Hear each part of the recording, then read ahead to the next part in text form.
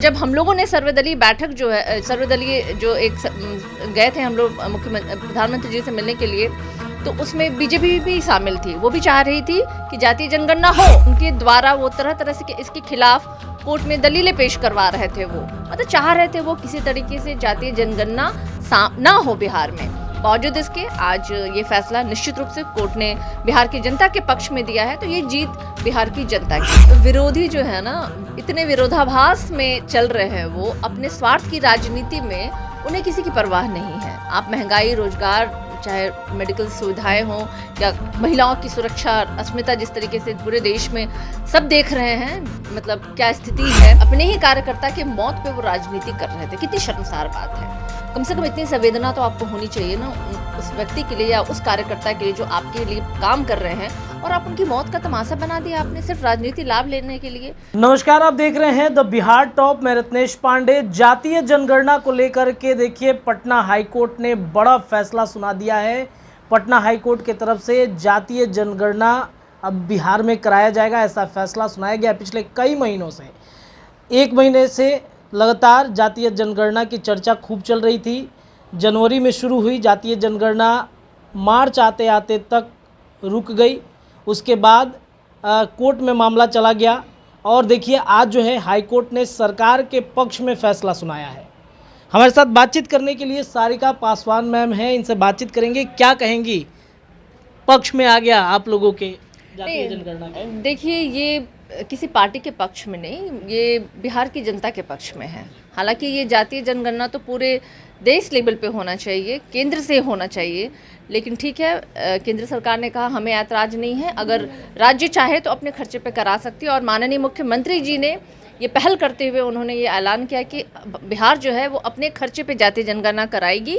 तो निश्चित रूप से आज जो सुप्रीम कोर्ट का, चूँकि हम जानते हैं कि इस बीच 80% जातीय जनगणना हो चुकी थी, और जब हम लोगों ने सर्वदलीय बैठक जो है सर्वदलीय जो गए थे हम लोग प्रधानमंत्री जी से मिलने के लिए, तो उसमें बीजेपी भी शामिल थी। वो भी चाह रही थी कि जातीय जनगणना हो, और फिर अचानक ही उन्होंने अपने ही जो कहते हैं वकील प्रकोष्ठ जो है उनके द्वारा वो तरह तरह से इसके खिलाफ कोर्ट में दलीलें पेश करवा रहे थे। वो मतलब चाह रहे थे वो किसी तरीके से जातीय जनगणना ना हो बिहार में।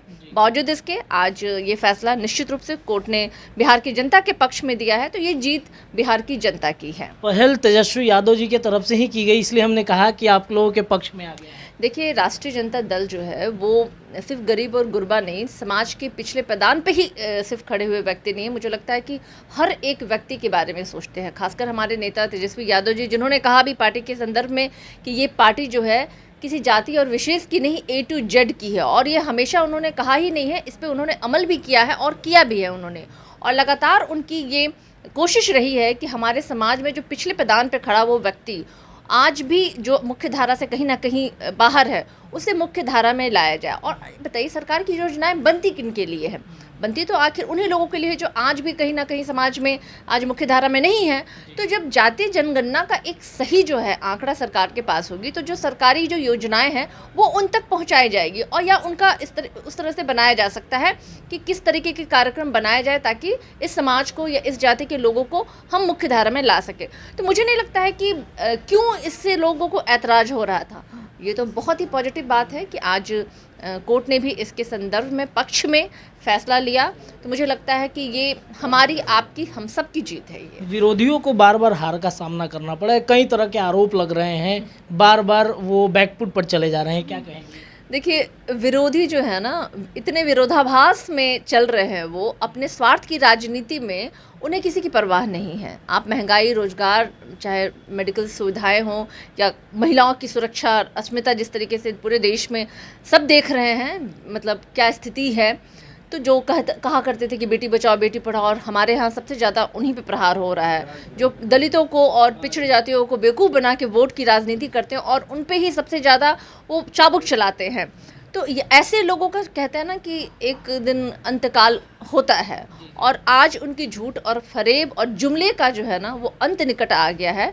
2024 में जनता तय कर चुकी है कि इन्हें केंद्र की सत्ता से हटाना है। और मुझे लगता है पूरे देश में आज जिस तरीके से महंगाई इतना चरम सीमा पे है, तो मुझे लगता है कि किसी के लिए भी आज मुश्किल है सरवाइव करना। आज 3 टाइम की रोटी आज गरीबों के मुश्किल है। आज 3 टाइम के खाने में उनकी थाली में आप देख लीजिए दाल और सब्जी तो है ही नहीं, दिख ही नहीं रहा है। तो एक बहुत बड़ी ये त्रासदी से आज देश गुजर रहा है और बीजेपी हमेशा झूठ बोल करके वो सत्ता में रही है। अच्छे दिनों का ख्वाब दिखाया लेकिन अच्छे दिन किसी के आए नहीं। तो जाहिर सी बात है बैकफुट पे तो जाना ही नहीं भाई। जनता जनार्दन वही आज हमारा देश जो है ना लोकतंत्र है, लोकतांत्रिक देश है हमारा।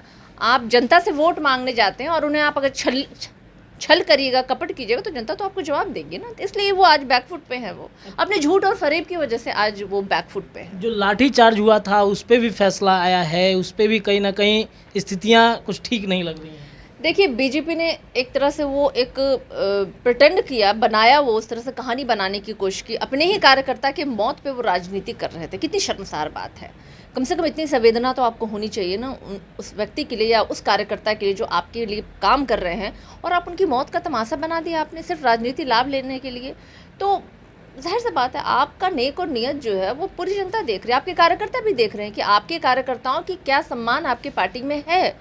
तो होना ही है ये सब चीज़ें। तो अच्छा, एक अंतिम प्रश्न ये है कि अब जो शिक्षकों पर जिस तरीके से चल रहा है स्थिति, के पाठक के द्वारा जो शिक्षक अब जातिगत जनगणना में लगाए गए थे, के पाठक कहते हैं कि ड्यूटी करना है, आपको कहीं जाना नहीं है। इस स्थिति में क्या होगा? अब कौन से शिक्षक लगाए जाएंगे या फिर कुछ नया फिर से फरमान जारी किया जाएगा? देखिए लगभग 80% तो जातीय जनगणना हो चुकी है और वो निर्णय लिया जाएगा। चूँकि 20% ही काम बाकी रह गया है, तो शिक्षक लगाए जाएंगे या और किसी कर्मचारी को लगाया जाएगा या अन्य तरह से कोई और लोग करेंगे। वो तमाम चीज़ों का बैठ करके वो जो है सरकार बैठ करके जो सिर्फ नेतृत्व में लोग हैं वो निर्णय लेंगे कि कैसे करना है वो निश्चित रूप से।